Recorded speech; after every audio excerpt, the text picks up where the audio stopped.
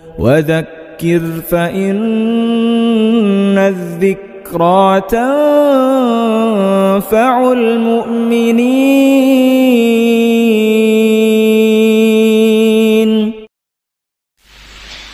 اور حضرت ابراہیم علیہ السلام وقتاً فوقتاً آتے رہتے ملک شام سے. اب حضرت ابراہیم علیہ السلام کا ایک اور امتحان، سخت سے سخت امتحان، کہ خواب دیکھتے 7ویں ذی الحجہ کو. تو 7ویں ذی الحجہ کی شب میں خواب دیکھا کہ میں حضرت اسماعیل علیہ السلام کے گلے پر چھری چلا رہا ہوں، ذبح کر رہا ہوں. صبح کو اٹھے، تردد میں رہے، اسی لیے اس دن کا نام یوم الترویہ. ترویہ کے معنی تردد. دوسری شب میں پھر وہی خواب دیکھا تو عرف انہ من اللہ، یوم عرفہ. اور تیسری شب میں پھر وہی خواب دیکھا تو اب تو بالکل آمادہ ہو گئے یوم النحر.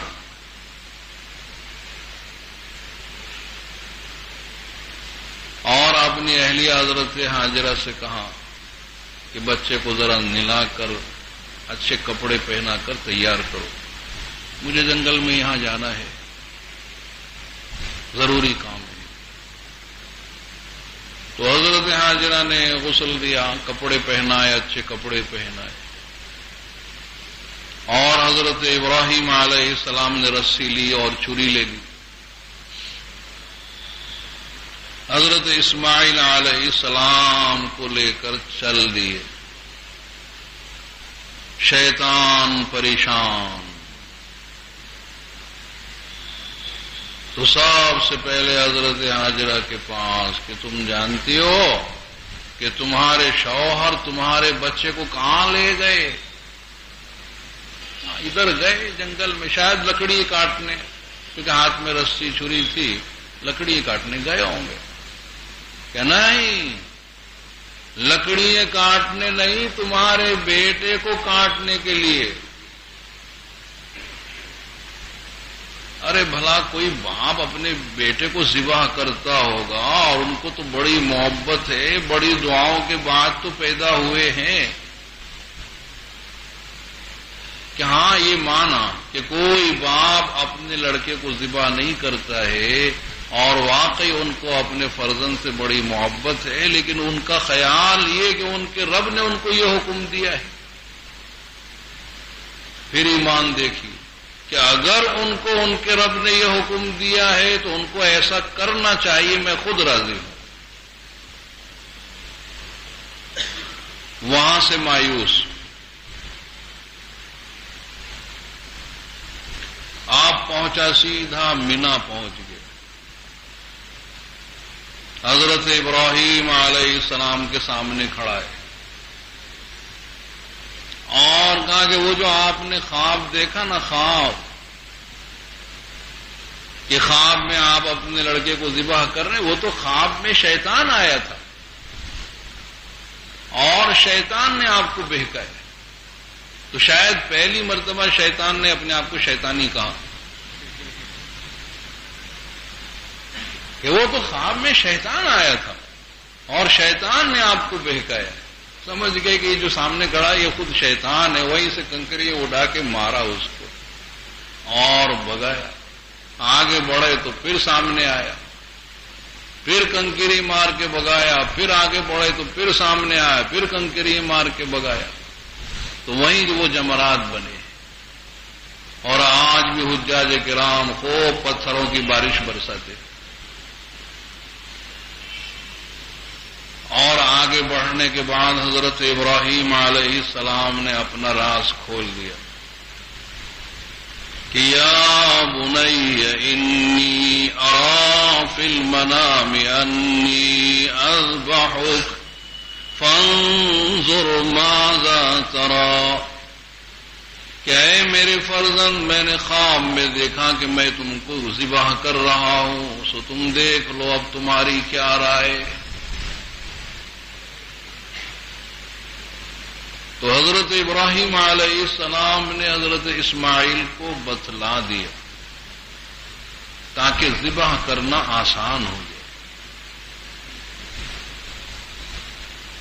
اور اس میں خود ان کا بھی امتحان حضرت اسماعیل کا آیا، وہ ذبح ہونا چاہتے ہیں تو ان کا بھی امتحان ہو جائے، اور اگر مجھے ثواب ملے ذبح کرنے پر تو انہیں ثواب ملے ذبح ہو جانے پر،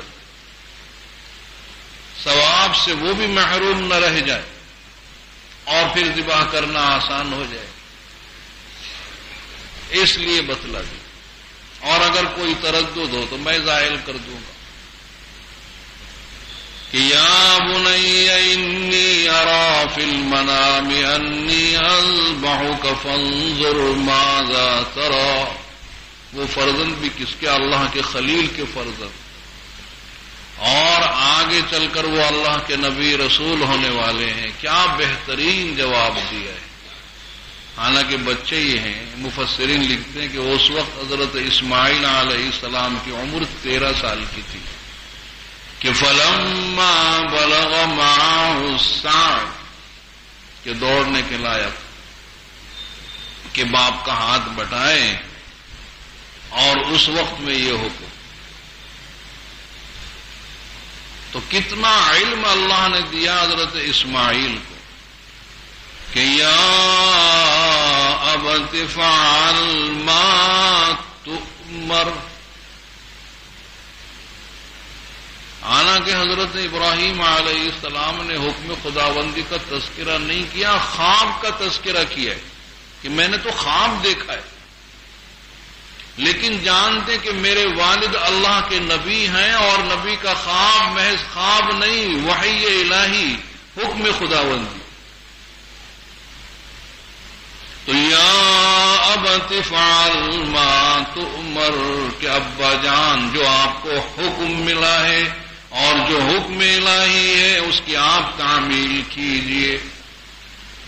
ستجدنی انشاء اللہ من الصابرین، اور انشاءاللہ مجھ کو صابرین میں سے پائیں گے۔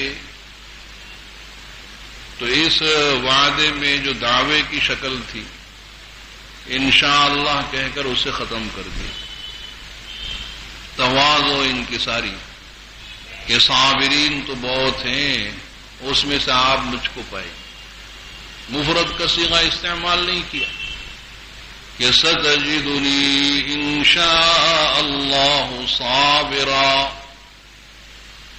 بلکہ من الصابرین، کہ دنیا میں صبر کرنے والے بہت ہیں اور انہی میں سے آپ مجھ کو پائیں گے۔ کتنا مشکل وعدہ کیا ہے اپنے ذبح ہو جانے کا، اور اس کو نبھائیں، اس لیے کہ صابرین کی جماعت میں رکھا، اور اللہ تعالی کی مدد ہوتی ہے جماعت پر، ید اللہ علی الجماعہ۔ اس مشکل وعدے کو نبھائے، انشاءاللہ مجھ کو صابرین میں سے پائیں۔ اور جب اس موقع پر پہنچے حضرت اسماعیل علیہ السلام عرض کرتے ہیں کہ ابا جان چھری کو ذرا تیز کر لے،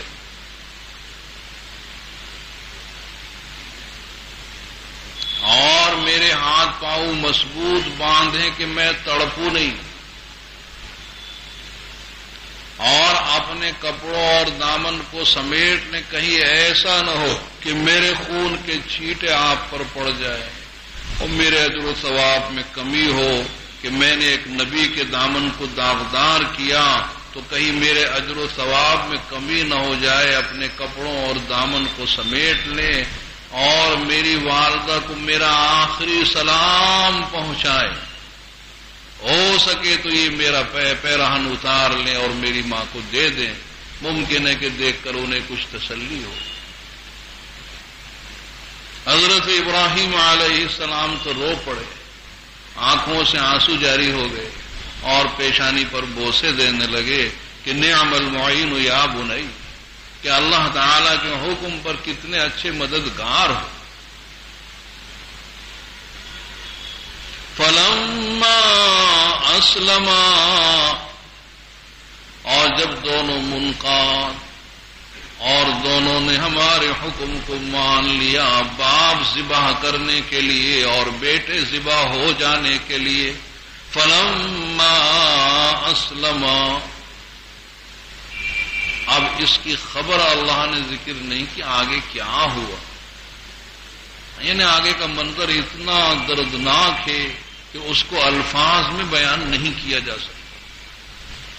فلما اسلما وتلہ للجبین، اور کروٹ کے بل لٹا دیا۔ جبین کہتے ہیں اس کنپٹی کو، اور یہ جو پیشانی کا درمیانی حصہ ہے اس کو عربی میں جبہہ کہتے ہیں اور اسے جبین کہتے ہیں۔ پہلے تو سیدھا ہی لٹایا تھا اور چھری چلاتے ہیں، لیکن چھری ہے وہ اپنا کام نہیں کر رہی، ذرا سی ایک خراش بھی نہیں کہ اللہ تعالیٰ نے یہاں پیتل کا پترا ڈال دیا کہ چھری اپنا کام ہی نہ کر سکے، بار بار رگڑتے ہیں اور چلاتے ہیں۔ تو حضرت اسماعیل علیہ السلام عرض کرنے کے ابا جان شفقت پدری جوش مار رہی ہے، اور میری نگاہ بھی جب چھری پر پڑتی تو مجھے بھی ڈر لگتا ہے، کروٹ کے بل لٹا دیں تاکہ میرا چہرہ ادھر ہو جائے۔ تو پھر کروٹ کے بل لٹایا اور پھر چھری چلا رہے۔ وَتَلَّهُ لِلْجَبِينِ وَنَادَيْنَاهُ أَن يَا إِبْرَاهِيمُ، ہم نے آواز دی کہ اے ابراہیم قد صدقت الرؤیا، کیا آپ نے تو خواب کو خوب سچ کر دکھلایا، کہ خواب میں اتنا ہی دیکھا تھا کہ چھری چلا رہے، تو جتنا آپ کے بس اور اختیار میں وہ آپ نے کر دکھلایا۔ اِنَّا كَذَلِكَ نَجْزِي الْمُحْسِنِينَ، اور ہم محسنین کو اسی طرح سے بدلہ دیا کرتے ہیں کہ حضرت اسماعیل کی جان بچ گئی اور آپ کو اجر و ثواب دونوں کو بڑا مرتبہ حاصل ہو گیا۔ وَفَدَيْنَاهُ بِذِبْحٍ عَظِيمٍ، اور حضرت اسماعیل کے فدیے میں ہم نے ایک ذبح عظیم کو بھیج دیا، جنت سے ایک دمبا حضرت جبریل علیہ السلام لے آئے، اور یہ وہی دمبا ہے کہ حضرت آدم علیہ السلام کے جو دو فرزند تھے ان میں سے ایک فرزند تھے عابیل نے اس کو پیش کیا تھا، اور یہ جنت میں اٹھا لیا گیا تھا اور جنت میں چر رہا تھا، تو خوب فربا تھا، تو جسم کے اعتبار سے بھی وہ عظیم، جسمانی اعتبار سے بھی عظیم اور بڑا تھا، اور پھر آیا کس کی طرف سے؟ اللہ کی طرف سے، اور جو چیز اللہ کی طرف سے آئے تو وہ مرتبے میں عظیم ہے۔ تو وَفَدَيْنَاهُ بِذِبْحٍ عَظِيمٍ، تو جنت سے وہ دمبا لے آیا اور دور سے دیکھا کہ حضرت ابراہیم علیہ السلام بہت پھرتی سے چھری چلا رہے، تو کہیں ایسا نہ ہو کہ عجلت میں کاٹ دے، اور یہ مقصد ہے نہیں، تو دور سے پکارا کہ اللہ اکبر اللہ اکبر۔ آواز سن لی حضرت ابراہیم علیہ السلام کہ لا الہ الا اللہ واللہ اکبر۔ نیچے پڑے حضرت اسماعیل کہ اللہ اکبر وللہ الحمد، اسے ذبح کرو۔ تو اس دمبے کو ذبح کیا، تو وہ دمبا ذبح ہو گیا، اور ایک سنت قائم ہو گئی کہ صحابہ پوچھتے ہیں کہ ما هذه الاضاحی یا رسول اللہ، قال سنت ابیکم ابراہیم، یہ قربانی کیا ہیں؟ کہ تمہارے باپ حضرت ابراہیم علیہ السلام کی سنت، ہمیں کیا ملے گا؟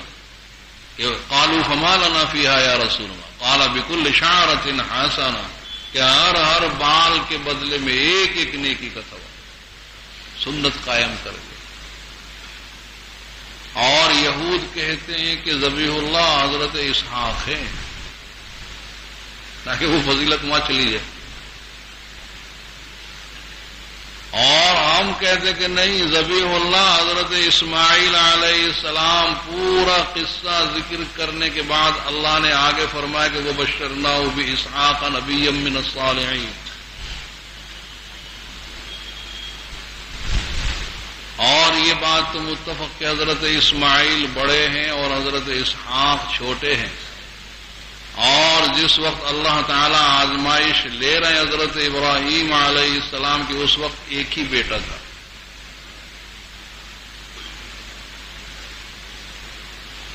تو اس لیے ذبیح اللہ حضرت اسماعیل ہیں، اور حضرت اسحاق کی جب بشارت آئی تھی تو ساتھ میں حضرت یعقوب کی بھی بشارت تھی کہ وَمِن وَرَاءِ اسحاق یعقوب، اور یہ بشارت تو اللہ نے دی ہے۔ تو حضرت اسحاق کے بارے میں تو حضرت ابراہیم علیہ السلام کا یقین کہ جو میرا بیٹا اسحاق یہ جوان ہوگا، اس کی شادی ہوگی، پھر اس کے ایک لڑکا پیدا ہوگا، اس کا نام یعقوب، وہاں تک بھی میں زندہ رہوں گا اور یہ بھی زندہ رہے گا۔ تو اگر ان کے ذبح کا حکم ہوتا تو انہیں یقین کہ میں لاکھ چھری چلاؤں ذبح ہونے والا ہی نہیں، مرنے والا نہیں، جب تک کہ یعقوب نہ ہو وہاں تک یہ مر نہیں سکتا۔ اور حضرت اسماعیل کے بارے میں ایسی کوئی بشارت تھی نہیں، اس لیے امتحان اس میں ہے۔ اور پھر یہ واقعہ پیش آیا ہے مینا میں، اور اہل عرب نے ہمیشہ حج بھی کیے ہیں اور حج میں قربانیاں بھی کی ہیں، ویسے بھی وہ بقرعید میں قربانی کیا کرتے تھے، اور حضرت اسحاق تو کبھی مینا میں آئے ہی نہیں، اور اس دمبے کے سینگ بیت اللہ میں محفوظ تھے، خانہ کعبہ کے اندر محفوظ تھے حضور کے زمانے میں، خلفائے راشدین کے زمانے تک بھی وہ تھے۔ اور جب حجاج ابن یوسف نے حملہ کیا ہے اور وہاں آتش زدگی ہو گئی ہے، اس میں وہ سینگ جل کر ختم ہو گئے، ورنہ وہاں تک بھی وہ سینگ محفوظ۔ صاف معلوم کہ ذبیح اللہ حضرت اسماعیل ہے، نہ کہ حضرت اسحاق۔